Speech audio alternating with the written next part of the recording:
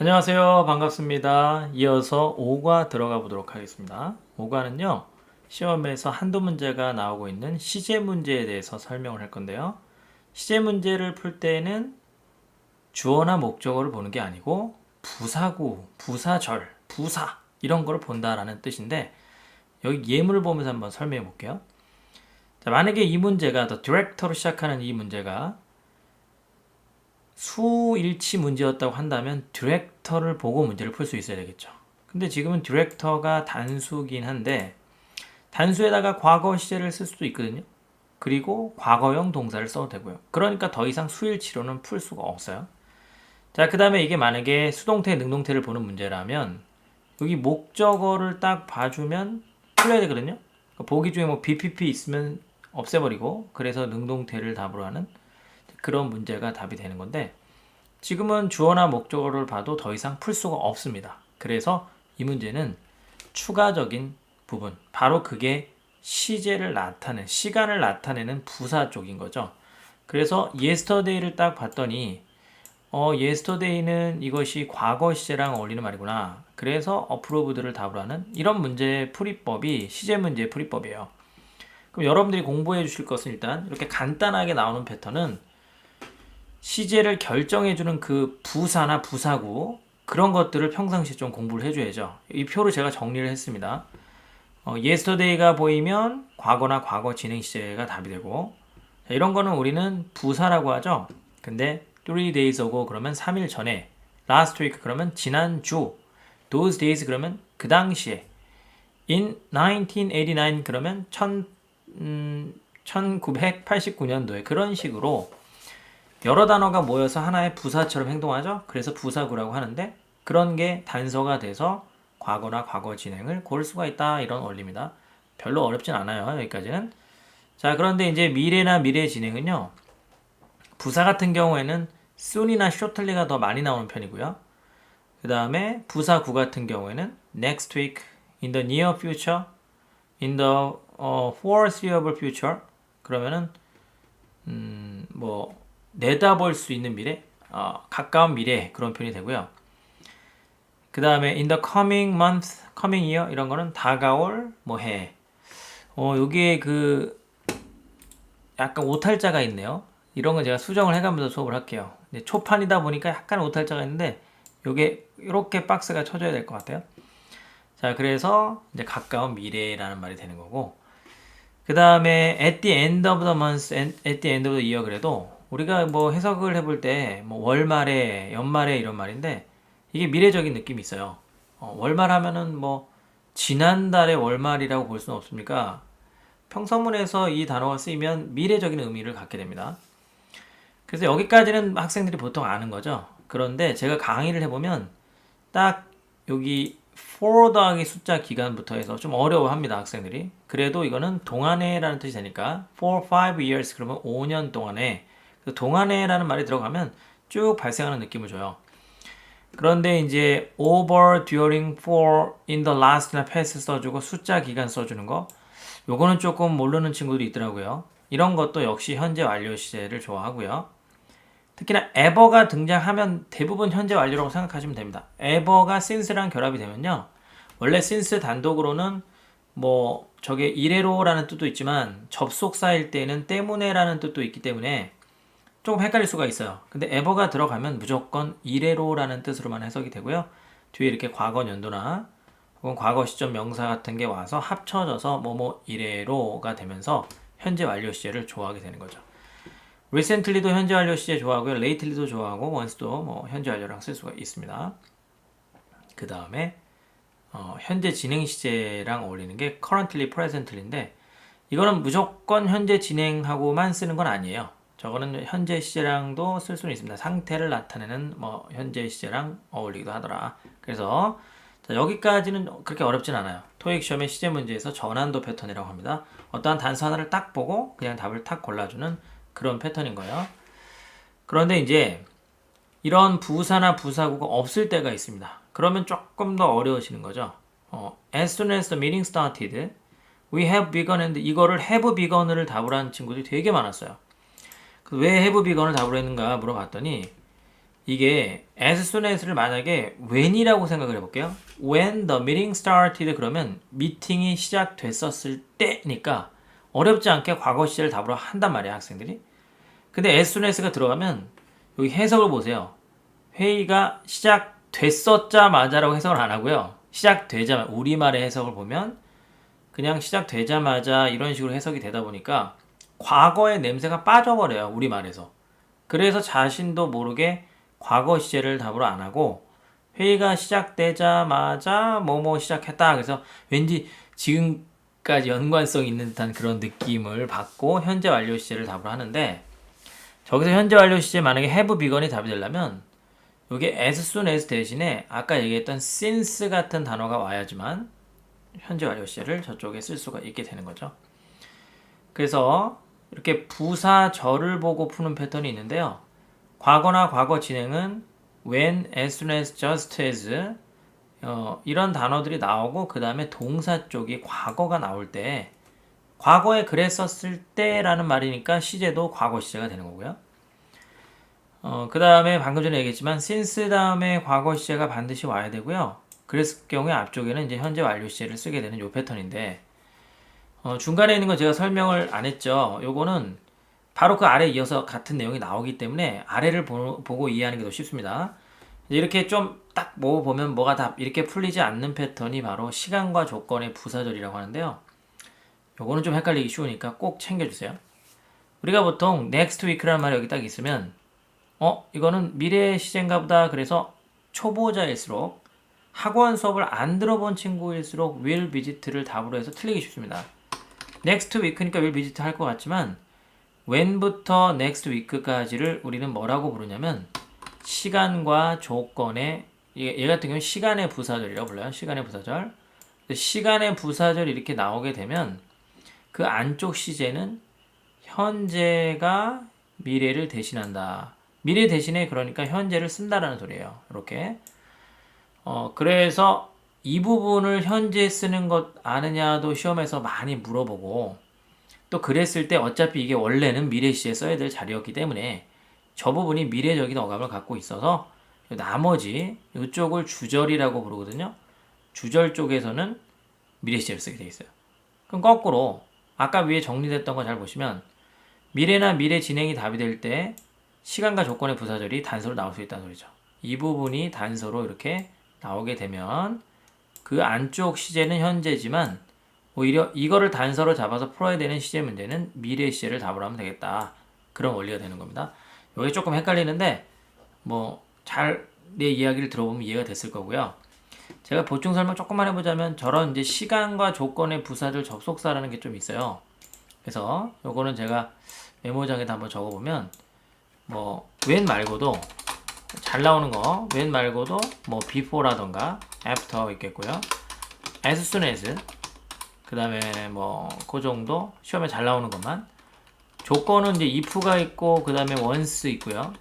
as long as unless 이 정도만 기억을 해주시면 될 것 같습니다. 저런 것이 등장했을 때 이런 현상이 일어나더라. 그렇게 생각을 해주면 될 것 같아요. 자, 그 다음에 이어서 이것도 학생들이 좀 많이 틀리는 건데 현재 시제가 답이 되는 게 은근히 헷갈릴 수가 있어요. 특히 현재 시제는 파트 6에서 단서로 많이 나오는 답이 많이 되는데 파트 6에서 나오면 조금 더 어려워져요. 현재 시제는 우리말하고 좀 다른 부분이 우리말에서는 이것도 제가 예를 한번 들어볼게요. 이거 좀 더 크게 잡고 예를 들어보면 우리말에서 이런 말이 있습니다. 나는 편지를 씁니다.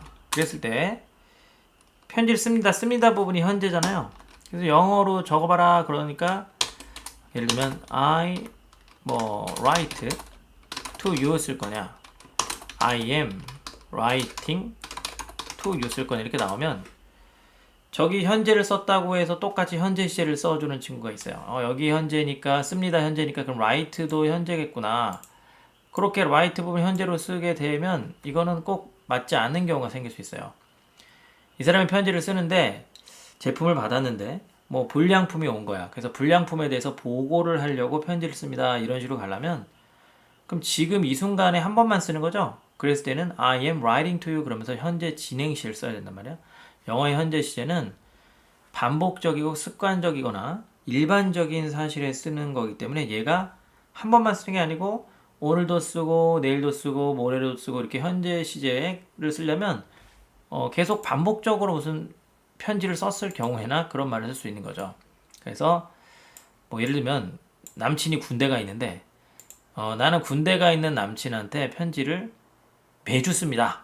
그러면은 그게 빈도가 잡히게 되니까 그럴 경우에는 현재를 쓰게 되는 거죠. 그래서 보통은 현재 시제는 파트 5에서는 그렇게 답이 많이 되는 편은 아니에요. 그러나 주로 답이 되는 경우에는 이렇게 빈도부사라고 하는 걸 알려줍니다. frequently 같은 단어. 빈도를 나타내주는 표현을 던져준 다음에 현재를 답으로 하게끔 하는 문제가 가끔 나오는데 오히려 이 경우에는 현재 시제를 알려주고 빈도부사를 답으로 하게 하는 어휘 문제가 더 많이 나오는 편이고 현재 시제는 아까 얘기했었던 시간과 조건의 부사절에서 현재가 답이 되게끔 하는 게 훨씬 더 많이 나오고 있어요. 그래도 여러분들이 부사 어휘 문제로도 잘 나오니까 이런 빈도부사들을 암기를 쭉 해주면 좋을 것 같고요.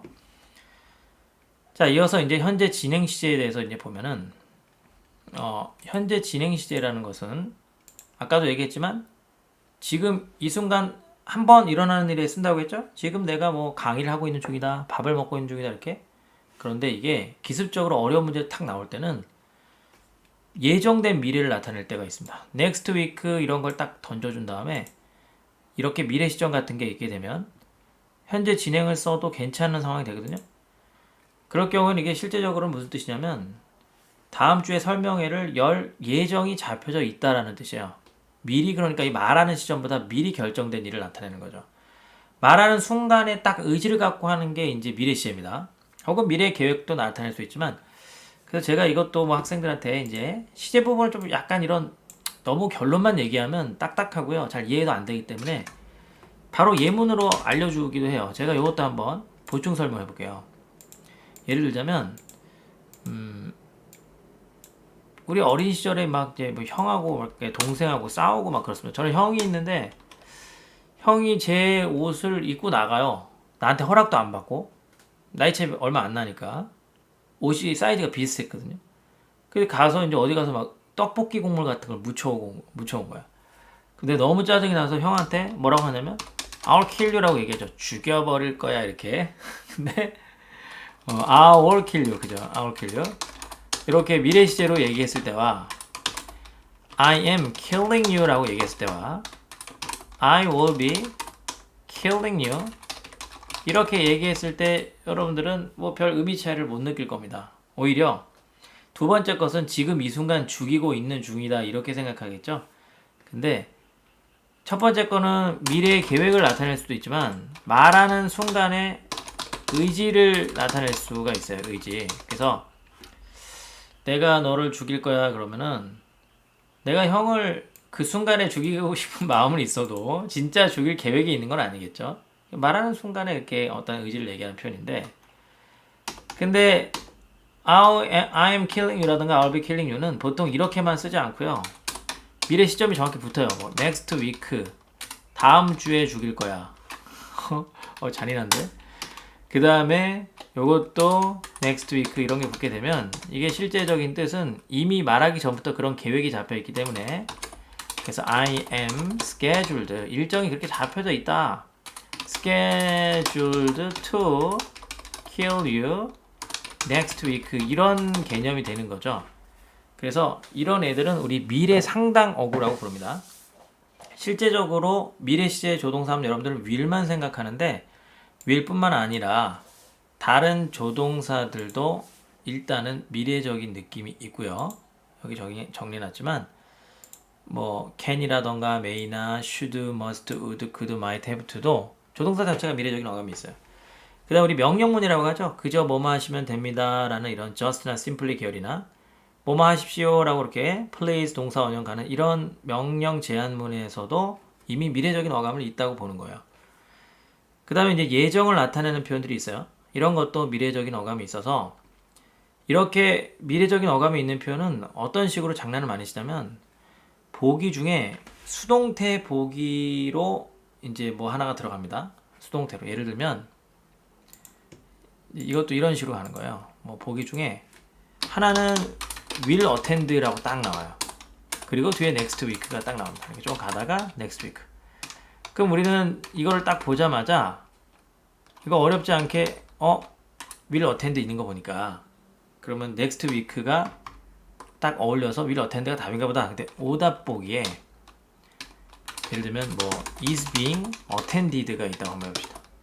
아니다, 거꾸로 적어볼게요. is attending 이렇게 적혀 있고요. 여기에는 will be attended 이렇게 있다고 한번 해봅시다. 그럼 이런 문제 보고 나서 next week란 말을 보고 바로 will로 가는 친구도 있어요. is attended 현재 진행 시에는 미래적인 어감이 없잖아 이러면서 현재 진행이니까. 근데 오히려 첫 번째 것은 목적어가 있기 때문에 수동태를 쓸 수가 없는 그런 식의 장난을 치고요. 두 번째 거는 이제 목적어를 가질 수 있는 능동태인 거죠. 그래서 충분히 next week랑 쓸 수 있게 되는 이런 문제가 시험에 나오기 때문에 조심해야 됩니다. 미래적인 어감을 갖고 있는 것은 단순히 조동사 will만 있는 게 아니고 이런 미래 상당 어구라는 것도 미래적인 어감을 가질 수 있다. 특히나 여기에 이제 바로 얼마 안 돼서 올해 기출됐었던 내용인데요. 우리가 보통 조동사 could, would, might 이런 거 보면 자꾸 과거라고 생각해요. could는 can의 과거 시제다. 그렇게 생각하는데 could는 조동사 could는 can의 과거 시제뿐만 아니고요. 이 자체가 추측을 나타낼 수가 있어요. 그래서 다음 달 워크샵의 참석자들은 400명 이상이 될 수도 있다 정도의 추측성 어감이라서 이게 결코 과거 시제가 아닌 겁니다. 이런 것도 조심할 필요가 있다는 거.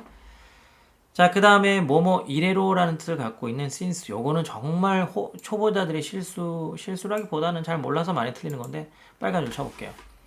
어떤 식으로 학생들이 많이 틀리냐면 since는 현재 완료다. 이걸 어떻게 해서인가 기억을 하는 거예요.